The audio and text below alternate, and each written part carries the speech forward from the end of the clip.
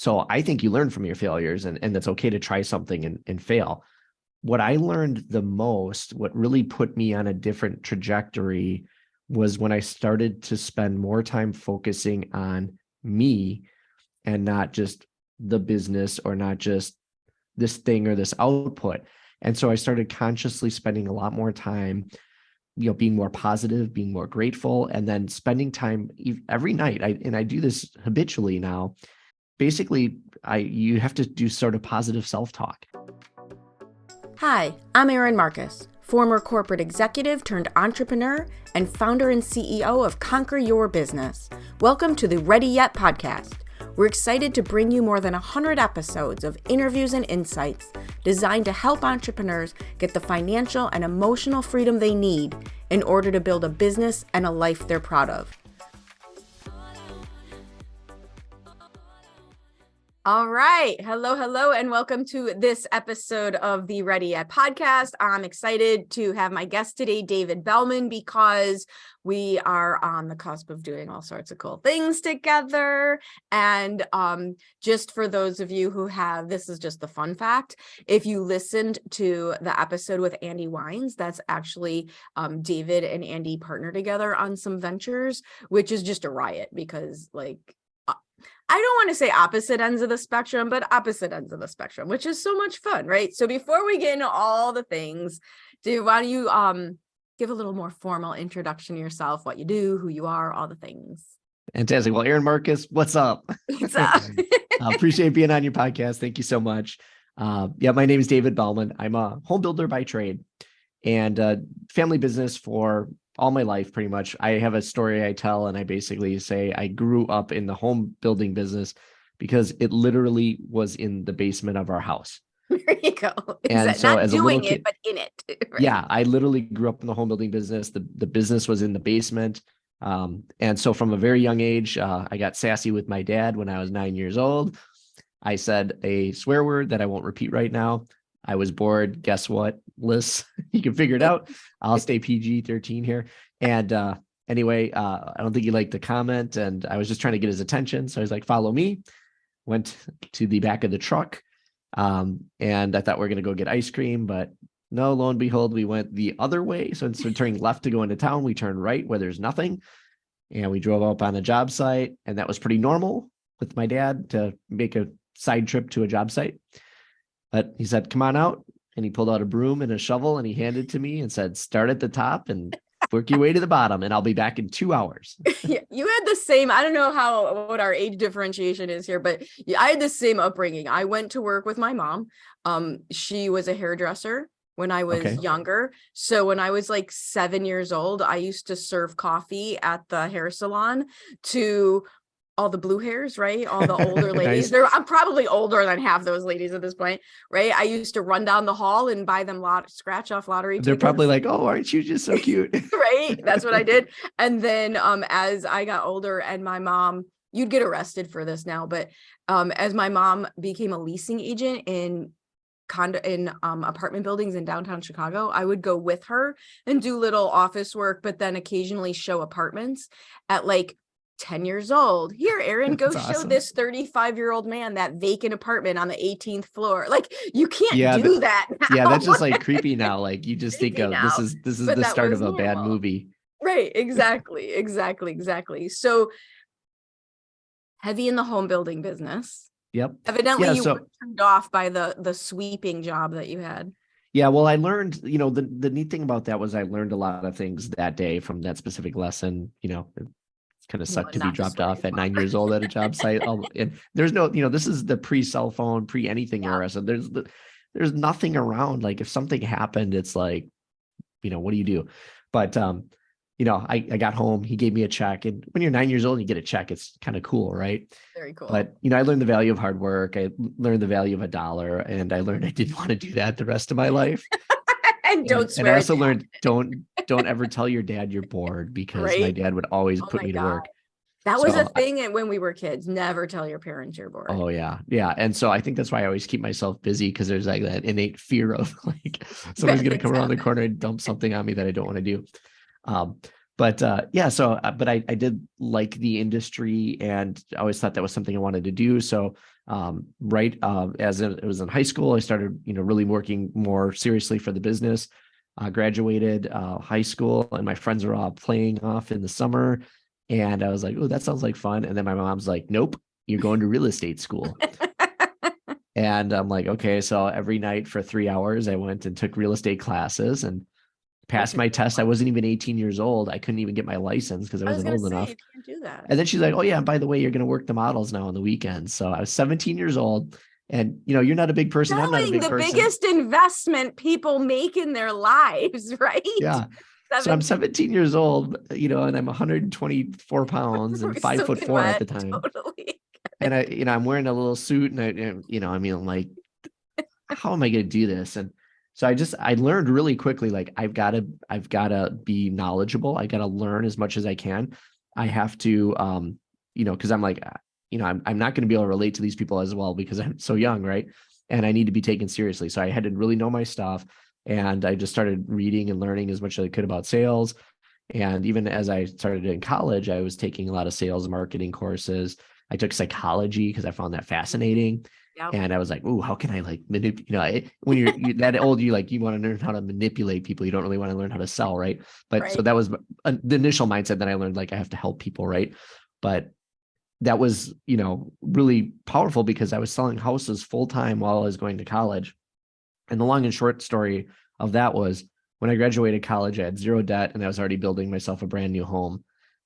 While the other kids were broke and, but they were partying and having fun. And I was already, well on my way. And I think there's so much to that, because to listen to you tell the story, and when I meet entrepreneurs who tell stories like that, I've somehow managed to do both. I was a bit of a partier and also worked. So maybe my jobs just weren't that hard. It didn't require that much mental acuity at the time. But I don't know any entrepreneurs who look back on that childhood with regret. Yeah, no, I don't regret it, and I don't think I missed a lot by not. I mean, I just got to think for my college reunion, and I'm like, yeah, I don't really know that many people.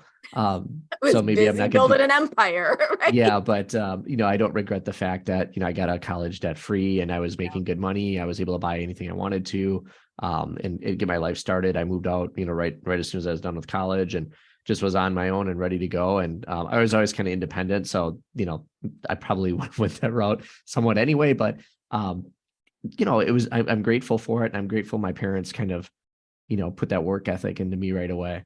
Well, and one of the things that I would just reflect back to you from what I know about you, nothing's changed. You do a lot of different things. I do.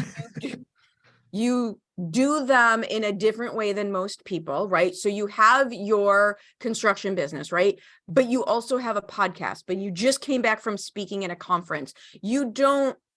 That entrepreneurial spirit of, how can I add to this? What else can I be doing? What else can I be learning? How else can I be serving? Somehow, that came in. I'm sure most teenagers don't figure that out. But so that got added in.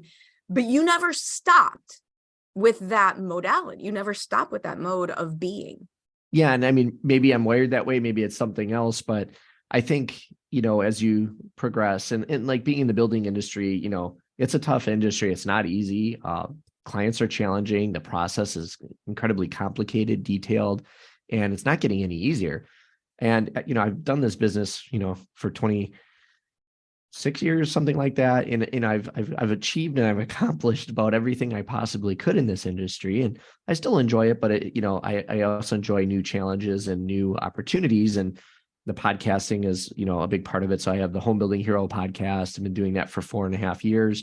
And it's one of the larger construction podcasts in the industry. So that's cool. And as you mentioned, the conference that I was just at, got invited to that. And what was weird to me was, as I was walking around there and people were like talking to me or introducing me, instead of saying, this is David Belman, the home builder, it's, oh, this is David Belman, the podcaster. And I'm like, really? Yeah, I'm like, I'm a home builder first. Like, so it was really weird, like how people were identifying me. And I just kind of picked up on that. And I thought that was interesting, but, yeah. And then I've gotten opportunities. I've enjoyed speaking. It's a challenge that I wanted to, kind of get more involved with. And I've done some speaking and I've been hired to do it now, which is really cool.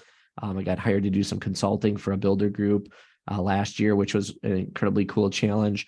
And so it's nice to be able to give back because, like, especially in this industry, we have a unique challenge where we've got all these people that are getting to their golden years and there isn't the replacements behind it. And then here I am kind of in the middle. As a Gen Xer, you got all these boomers that are retiring and then you got all these millennials that don't know what they're doing yet. And, but incredibly talented. And then I'm kind of in the middle and there aren't a lot of me in the middle. So there's this extra sort of, I don't want to say burden, but opportunity to share some knowledge, help people and do that kind of thing. So, I do enjoy that. And I've been blessed to get a lot of those opportunities. I wrote a book as well, and I help some, it's helped to help younger people. So it's called Leadership Growth Hacks. And that's been neat to give that out and see people use it and grow. So yeah, just all sorts of, when you see a challenge or an opportunity, I think my mindset is, yeah, what can I do to serve, help, or turn it into a business? Well, I don't know, you might not like how I say this because you're like Go ahead. a regular human. You've created an empire. You've created an empire. And I know that a lot of entrepreneurs love that idea, right? They love that idea. We've already established that work ethic is part of that. But if we were going to lessen somebody's learning curve, like, what have you tried that just didn't work? Or if you were going to tell people, hey, I tried this already, let me save, like, how can we lessen their learning curve and shorten their path? Well, rather than say what didn't work, because I think sometimes you learn from your failures. So I think that's really important. So I think you learn from your failures and that's okay to try something and fail. What I learned the most, what really put me on a different trajectory was when I started to spend more time focusing on me and not just the business or not just this thing or this output. And so I started consciously spending a lot more time, being more positive, being more grateful, and then spending time every night. I do this habitually now. Basically, you have to do sort of positive self-talk, and I do that. And so I take 5 or 6 things, and we're all weak in certain areas. So you take something that you want to get better at, or something that you're hoping to achieve, and you kind of use positive affirmations. And I do this every night before I go to bed, and I almost always pass out like 3/4 of the way through doing them.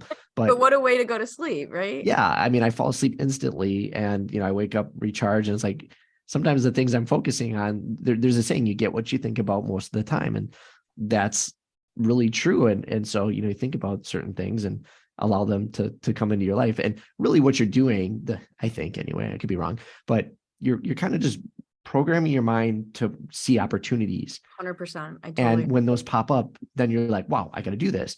And so that's been a big part of my life. So one of the cool things that I've also done is Operation Finally Home. And that's an organization where we find a wounded combat veteran and we give them a brand new mortgage-free home. Nice. And while I was going through all this mental work, that opportunity had come up. I was at an event and someone wanted to take me to this concert, and it's country music. And to be honest, I'm not a country music fan.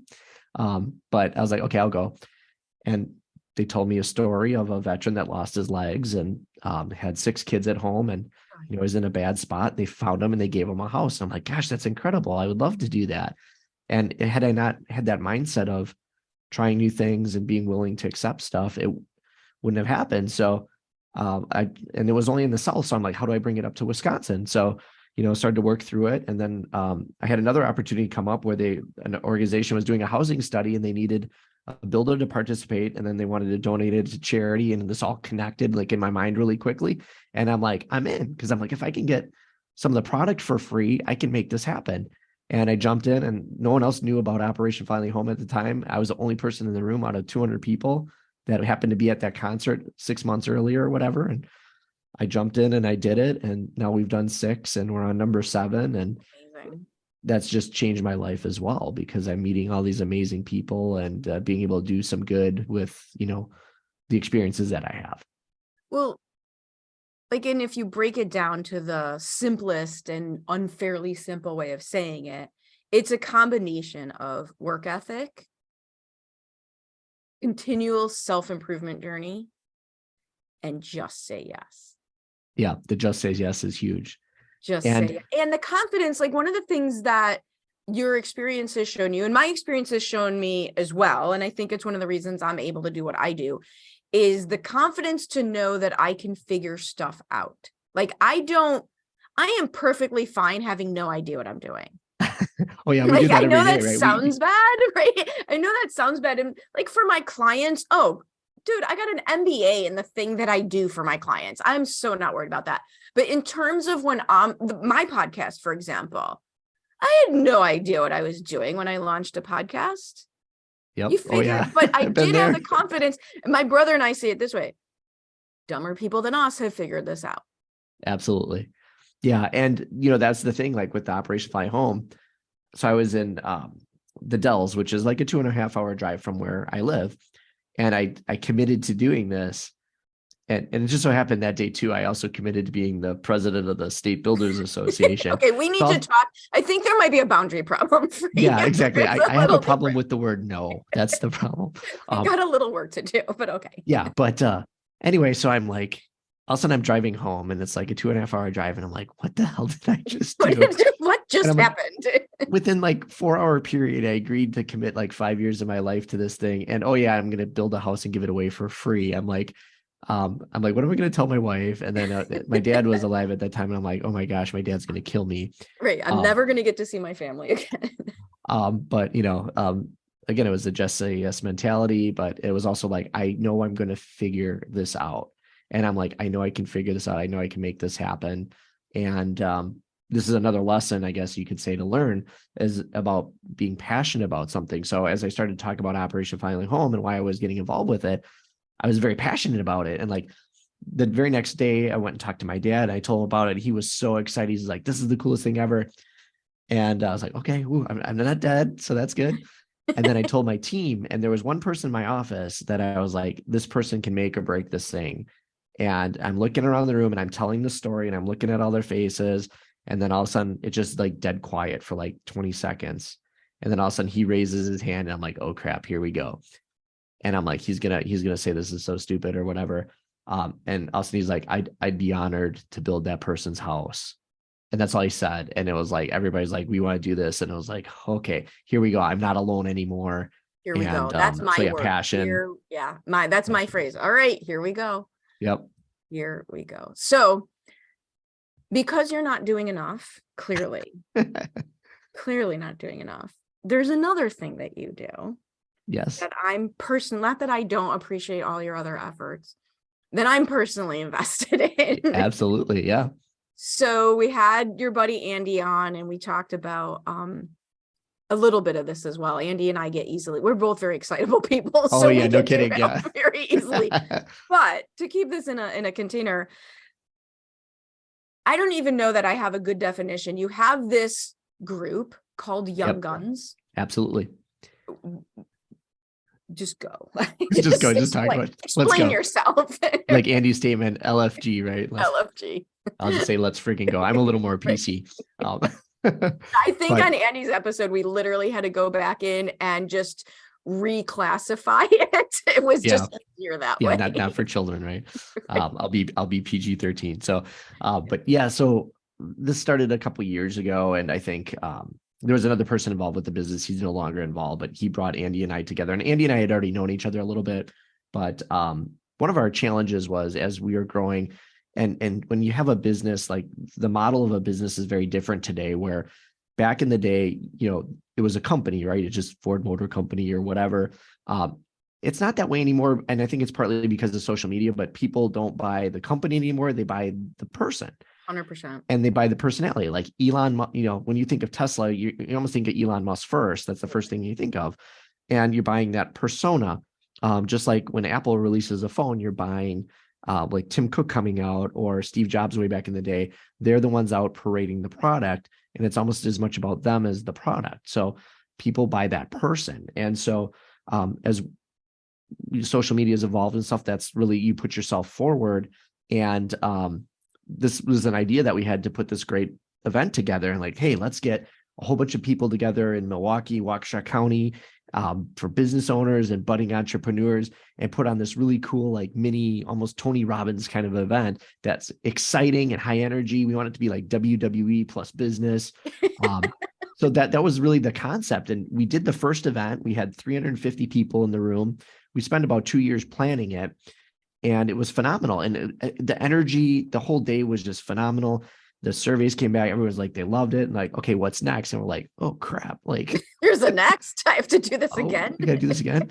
And then of course, like 2 weeks later, COVID hit, and this whole thing was built on in person. And all of a sudden now, so we evolved it a little bit. And then we were the first business to actually have an in-person event during COVID. We're like, you know what? Enough of this. Our motto is we break the rules of business. We're going to break the rules of business. Health and safety. Yeah. We're like, we're having this thing. We don't care. And we did. We had 100 people come, and there were people that had met each other on Zoom only, have never seen each other face to face. And there they are meeting in person at our event and hugging and high-fiving and super spreader. You were one of the original super spreaders. Yeah, baby. So anyway, Oh, yeah, nobody got sick. Imagine that. But it was great. And we had to start the event like 20 minutes late because so many people were just commiserating in the hallway. And but the energy was awesome. And we've continued to do that, and put on great content and bring awesome people like you in as well to come and talk and share what you're doing, share your knowledge, because that's really what we're trying to do, is empower other business owners and bring in people that have really done the thing, have literally created a new path or done something different and unique, and being willing to be not only share what you've done, but then also be very vulnerable and say, hey, I'm an imperfect person, but I figured this out myself. And this, if I can do it, you can do it too. That's really a lot of what it's about and what we do. Absolutely. Absolutely. Love what you're learning here and interested in more? Check out conqueryourbusiness.com to get immediate access to all sorts of additional resources and stay updated on our upcoming training events. Absolutely. And I think, there's definitely a pent-up need for in-person events right now, and that you're seeing that grow. The same culture that you bring, and I know Andy brings to his business and you bring to your business, you guys just combined it and created this very inviting, inclusive, everybody is in it together environment. Yeah, and somewhat we've kind of went through various themes and things with each event, and one of the common themes that we have as well is it's sort of like us as in business owners against everyone else, because it seems like the way the world's set up right now, it's like these big corporations and then the government, and they seem to be against small business, right? Because there's so many of us and they can't control us. So we have to work and stick together and have each other's backs and support each other and grow. And so we're really, like, when I say what team we're on Team Small Business and supporting each other. And there's so much knowledge we all have, and a lot of it can be applied, even though a lot of people that come to this event, they're not home builders. I mean, I have, people of all sorts of different companies, but the principles of business don't really change. They do not change from the industry. So we're able to share those common learnings and help each other grow. And I think the other thing that is so cool and why I'm excited to be involved is coming from my perspective, and you can tell me if you've had different experiences, but for the most part, the entrepreneurial small business world, when you get together with like-minded people, there's a few different categories. You have your bro marketers, you have your woo-woo, let's just think about good things and it's okay to be miserable. And it's just not, I don't know if you could tell, that's like not my space. No. I don't discount the woo-woo, don't get me wrong. I don't discount the energetic come from of positive thinking and all that, but that's like it doesn't end there. You can't just do that. No, you can't just do that. That's not a success strategy, just doing that. Right. And knowing the people who are in your room, normally there's no money in the middle, but with what you're doing, the normal people are in the middle. Yeah. Right. I mean, the normal people We've Well, got, and what's really cool about what we're doing too is like we've had events where people have come and they work for a company and they feel so empowered and they see everyone else doing the thing and doing, having this success that we've had people come and say, hey, you know what? Came to a Young Guns event. I was left so inspired. Now I'm doing my own business and I started my own journey. And that's really cool. And we never expected that. And I'm like, it's not like a good sales strategy, like, hey, send your team here and we're going to turn them into entrepreneurs. That's not really what we're trying to do, but it's just really, really empowering. And the thing that we do is it's not just fluff, it's not just BS, it's really it's practical stuff. And real we connection. also, yeah, and sometimes like we do bring in, well-known people, like yourself. We got Precious L. Williams coming at the next one as well. She's It's a gonna known be quantity, but sometimes we bring people up that have maybe never spoken before, but they've done something really cool, or they have a great story to share, or they have some really powerful knowledge. And so we try and do that as well. And one of our mantras as well is give the stage away. And so we do offer the stage to people that haven't always spoken. And it's sometimes dangerous to do that because, maybe they're not quite as good, but if they have good information or people good so excited. things that everyone can learn from, this is a platform for them to learn and grow. And that actually is one of the reasons I started my podcast. My world changed when I was allowed to speak on someone else's stage. It is not easy to fill a room full of people.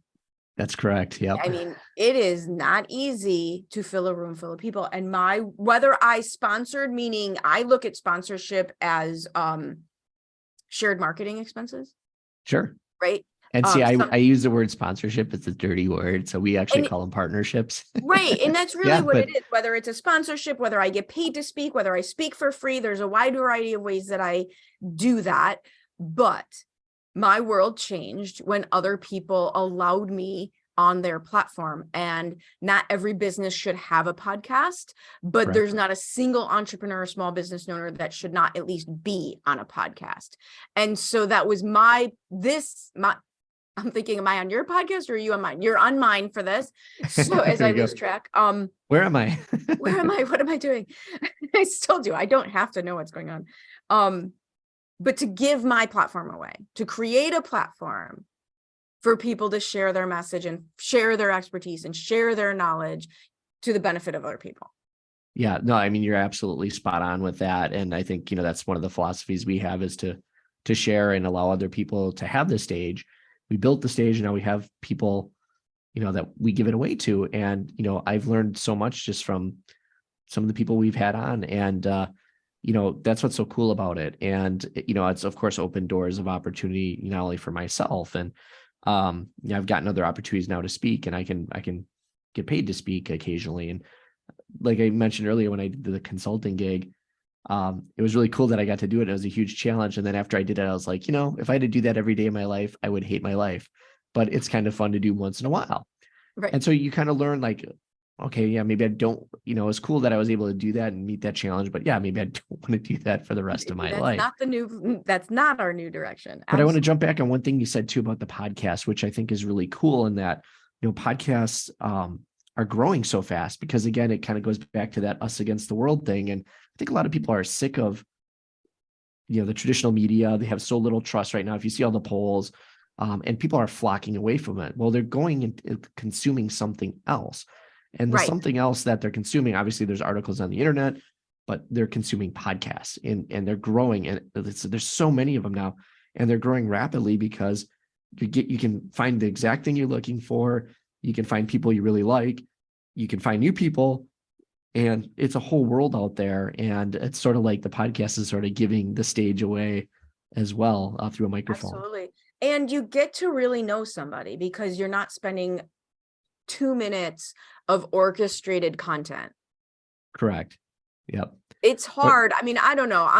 I'm not an actor, but I would imagine it's hard to hold a facade for this length of time. Yeah. At some point you start to just, you let your guard down and you be who you are. But people can fake it, right? Like if you're at a little networking event, you're talking to someone for 3 minutes, you can BS your way through that or whatever. Or you just can't get that deep. Here you can go really deep and you can learn a lot about people. And I think it's a phenomenal platform. And I don't know where I'd be if I hadn't No, I've jumped in been, and done yeah, it, we are top 5% on listen notes in our category, which is exciting. Congratulations. That's awesome. Yeah, it's awesome. We're, I don't know, it's been a hot minute that we've been doing it, and I absolutely love who I've gotten to meet. Yeah. Just And because what's neat I is like, once you're on the podcast or you do a podcast, you get asked to be on podcasts. And then all of a sudden you get bigger people and companies coming to you and saying, hey, we want to be on your show. And you're like, oh, okay. well, to that point, it's the same thing that you did in all your other businesses. You do good at what you do, and then you get the bigger opportunity. You have your Young Guns event. You do a good job, people come, and it gets, they create a life of their own. I think it's not just work ethic, show up, say yes, positive thoughts, but and deliver. Yep. And one of the things, so one of the reasons that we've got you involved in the Young Guns event is, You mean it wasn't just because I hunted you down when we were at that seminar and followed you around in November saying, hey, you're cool, let's do something together? That wasn't the reason. it might have helped a little bit, but trapped you in the coffee no, but I line in mean, the back of the room. I don't know. it was funny because Andy and I were both at this thing, right? And there was, I don't know what, 25 or 20 speakers, whatever, and sitting in some of them. And I'll be honest, there was 3 or 4 that I was like, I cannot stand this person. I want to walk out the room. It's so hard. I feel so bad because it is hard, yeah, but I get it. But, and whatever reason, there's probably a couple people that liked him, but, I felt otherwise. So anyway, so Andy and I, diplomatic. You're so nice. I won't name names, but, so anyway, Andy and I kind of debriefed afterwards. We always have our weekly talk, and it was like, I'm like, hey, there's 2 people. Did you meet the crazy short girl? Yeah. I'm like, there's 2 people that I really thought were cool and I liked. And I think they would be perfect for Young Guns. Cause really too, for speakers for Young Guns, we want people that are different, that stand out and are a little bit more bold and are maybe not so conventional. We just don't want the, hey, here's how to push the button thing. And I was like, I really like Erin Marcus. And he's like, yeah, I liked her too. You should do something with her. I was like, okay, cool. And then we talked about Precious Williams. And I was like, at first I was like, I don't know about her. We'll see. And then I'm like, I just got sucked in, and I was like, she was just so fun and high energy. And I was like, man. But she also shared her real side. Our introduction to her, right? Our introduction to her was her keynote, which is practiced and orchestrated and very intentional. But she also hung around with us again. And that was one of the things that we her loved. Authenticity. When I'm on stage in a larger group and I'm doing something very intentional, it's still me, but it's kind of like 2.0. Because I have to deliver at a different level in that environment. That's the point. Yep. Yeah. You gotta amplify your energy, because you gotta amplify it. That big room sucks it out. Exactly. And she does that in, to the nth degree. Yeah. She 10X's it. She just, right. But she does dial it back and is a total, just great human. Yeah. And that was one of the things as we were talking about this, and I was like, man, she came from out of state, and we've hired other speakers before. And a lot of times, they come in, they're like, where's my check? And you give them their check, they do their thing, and they walk out the door, and they're not even there. Like, if the speech is 45 minutes, they're there an hour total and they're gone. And that was not the case with her at all. Like, she participated around, talking to everybody. She was working the room. Yeah, totally. She was just phenomenal. And I'm like, that told me one thing right away. I'm like, she gets it. And I love that about her. And she was willing just to jump in, and she was like, I'm here for the day. And then she wanted to be a part of the experience. She wanted to learn about everybody. And she's like, I've never felt so welcome at a place. And it's like, okay, yeah, this is great. And so you got to experience the whole thing. But I want to go back to you, because I'm louding on Precious, but I want to loud on you a little bit. Just because you want to make me uncomfortable. Put me on stage in front of 1,000 people, no problem. Come start talking to me about me. Very weird. Yep, no, it's okay. But you were so authentic. You had us laughing. You told a great story, and you had really good information on top of it. And I like the fact that you could kind of balance, okay, hey, let's get to know you, and you're a cool person, but then also, yeah, I'm delivering some really valuable information, and you clearly know your stuff. So it was like, yeah, this is great. And again, if we have a vibe for Young Guns, you both fit the vibe. So it was a no-brainer. And it was really cool that Andy and I, because we're completely opposite people, as you can probably tell, like I joke, he's tall, loud, and swears a lot, and I'm kind of more professional, short, and more quiet. But we agree on the business, but we also agree on what we want it to be. And it's so interesting because we're so different, but yet we have the same vision for it. And it's cool to have it all come together. So let's do a shameless plug. I mean, we want people there. We're recording this a week before you and I have our meeting to figure out like how cool to do this and how to put it together. But let's do a shameless plug in person, just outside of Milwaukee, easy to get to. Yeah. So it's at the Brookfield Conference Center. It's May 18th. And you can register. I'll get you the link. You can we will post put it all through the the links notes and all of the show notes. Absolutely. Yeah. So love to have you there. If you're listening, you won't regret it. It's a great day. So just to kind of give you a little 30,000 foot view of the day. So the main event is in the morning from 8 to 11:30. So there's keynotes and then there's networking kind of sliced in between. But then everybody has loved these events so much that we're like, we got to make these longer. So now we have this VIP lunch experience where people can gather and kind of sit by somebody that they want to get to know and just have a real authentic conversation over lunch. And then we are doing some workshops in the afternoon. So a lot of the information that we learned during the day, now we can shift to a little bit more of a specific conversation about how do we implement this? So you don't have to do the whole day, but most people stay for the whole day and they love the whole experience. So you do the afternoon experience where you kind of implement and dive deeper into the material, right with the same people that are talking to you about it in the morning. So it's super unfiltered, it's super high powered, and I don't think there's a better place you can spend your day. Absolutely. I will absolutely be there. We know. I highly recommend. The couple weeks ago when we had your winter conference, I ended up at lunch with the guy from the bank that you're partners with. Sure. Okay. Yeah. And we ended up sitting, they were cleaning the room around us. They were great. We ended up sitting there in such a conversation that they were literally cleaning the room around us. Yeah, that's awesome. So it's that you're going to go meet. Yeah. Yeah. And that's what's so neat about it. And you never know who you're going to run into. And I guarantee you're going to make some sort of really cool connection there. You're going to make some friends out of it. But you're going to walk away inspired, and you're going to walk away with a notebook full of stuff. And the only thing I can't do is I can't control what you do with the information afterwards. So it shifts to on you, and what are you going to do with this great information that you got, and how are you going to make your business or yourself better? Awesome. Thank you so much for spending time with me. Thank you. I appreciate it. Getting to know you better instead of in the back of the dark room getting in the coffee line when we weren't paying attention to the speakers. So that is awesome. Absolutely. I'm so looking forward to being part of not just this conference, but ongoing from there as we figure it all out. So thank you for your vulnerability, your story, your energy, and all of your information and your service and what you're doing for all sorts of communities. Yeah, well, that's my pleasure, and I enjoy it, and I'm so looking forward to having you there, and I know you're going to just kill it, and it's going to be a great event, and we're going to have a lot of fun together.